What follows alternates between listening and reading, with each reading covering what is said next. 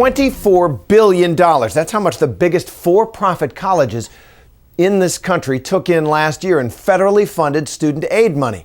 Many students enroll in for-profit colleges, often in online degree programs, thinking that they've found a fast track to the American dream.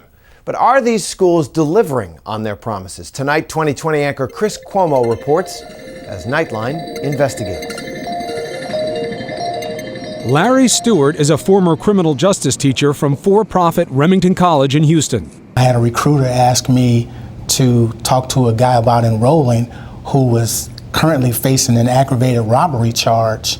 Larry, who asked us not to reveal his face as he's still teaching, said he was shocked to find several felons sitting in his criminal justice class. My very first class, I had a husband and wife who he had done 13 years in the Texas Department of Corrections for a home invasion robbery, and his wife had done 3 years for trafficking drugs across state lines. Larry said the felons told him that they'd been told by recruiters that they could work in law enforcement, and generally, that isn't true. I said, "And you want to do what?" They said, "Well, we want to go into criminal justice." And I said, "You can never get a job in criminal justice." And he said, "Well, the recruiter said that we can." We wanted to find out for ourselves what recruiters would say, so we sent in a prospective student with a felony conviction undercover to try and enroll in the criminal justice program at Remington College in Houston. I have a felony from 2005. Okay, 2005? Yeah. Okay, and what is it? Theft. Theft, okay. Another recruiter didn't even seem fazed to hear that our person had a criminal record. We will definitely work with you, especially when we know it up front. Okay. And that helps us a lot. Can I tell you honestly that we placed people in different jobs before? Yes. With backgrounds, we have. We place people with backgrounds, yes. The recruiter told him that he couldn't be a cop, but there were a variety of opportunities in law enforcement for people with felony convictions. Sheriffs, corrections, jailers, we put everybody in all those places all the time. But we checked, and that is not true. A person with a felony conviction cannot work for any sheriff's department in Texas, or as a corrections officer in Texas, or generally as a border patrol agent, which the recruiter also suggested was the case. Even border patrol, if you ever thought about it, because see, that's something else that you can do that's still in the realm of criminal justice. Okay. A spokesman for Remington said that before students enroll in the criminal justice program, they must sign this document, acknowledging that they may not be able to work in law enforcement with a criminal record. The recruiter made her misleading statements months after industry spokesperson Harris Miller promised that for-profit schools would clean up their act. Why do you think you're under fire? We're under fire for a couple of reasons. One reason is we're making mistakes. In some cases, it appears, again, for whatever reason, because of poor training, because of rogue employees, or because they're getting the wrong message from above. Whatever the reason, somebody is doing things wrong, too widespread, and we're going to change that. But despite Miller's assurances, we found that Remington wasn't the only college that tried to sell our undercover prospective student a bill of goods.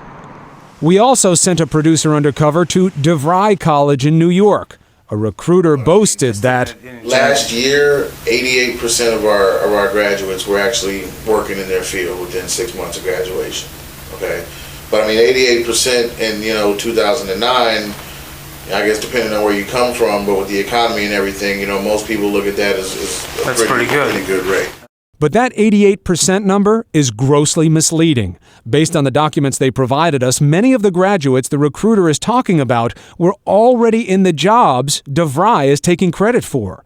DeVry told ABC News they make no apologies for counting these employed students in our employment statistics, and also said if the admissions advisor did not follow our procedure, we apologize and will work to correct that. We have a zero tolerance policy. That means once in a while you have to take an employee and take them out in the back and shoot them. Not literally, but you have to dismiss employees. And you have to do it before I come and call you. Because if you have to be caught every time before you do something, then you're never going to improve as an industry. Absolutely. Critics say the reason these for-profit schools are keen to enroll students is big money. What if an education could adapt for the time we live in? We wanted our curriculum to match market needs. Top for-profit colleges like DeVry, Remington, and the University of Phoenix received $24 billion from federally funded student aid money last year. And tuition at for-profit schools can run over $20,000 a year. In fact, the University of Phoenix had enough cash to pay $150 million to have its name on a football stadium. Unlike most universities, though, you're tied to a stock price, and you've got Wall Street pressure on you to bring in money. You actively recruit almost like no other university system. Isn't that the bottom line? For you, it's got to be profit first? No, it can't be profit first, because if you're not turning out a quality student, you're not going to be able to continue in business, because students have choices.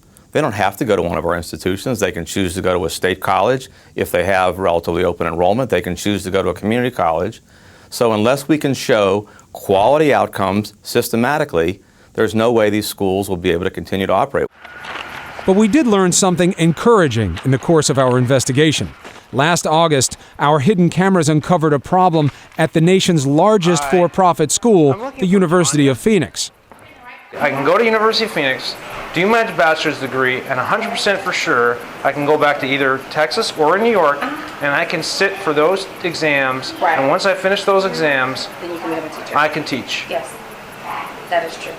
And what the recruiter told our producer at that time wasn't true. You can't be a public school teacher in New York or Texas by getting your degree at the University of Phoenix. But it seems our initial investigation did provoke some positive change at the school. We sent an undercover producer back to the University of Phoenix twice recently, and both times the recruiter did not say anything misleading to our producers. If you live in the state of New York, we can enroll for education for you because the New York requirement for education is totally different than what we can enroll for. Okay. Still, Larry says his experience at Remington makes him skeptical. He says so many of these for-profit schools are making so much money, it may be hard to change their ways. They're more concerned about the bottom line. What is the bottom figure on this student? They look at how much money did we make this term or this quarter. This is Chris Cuomo for Nightline.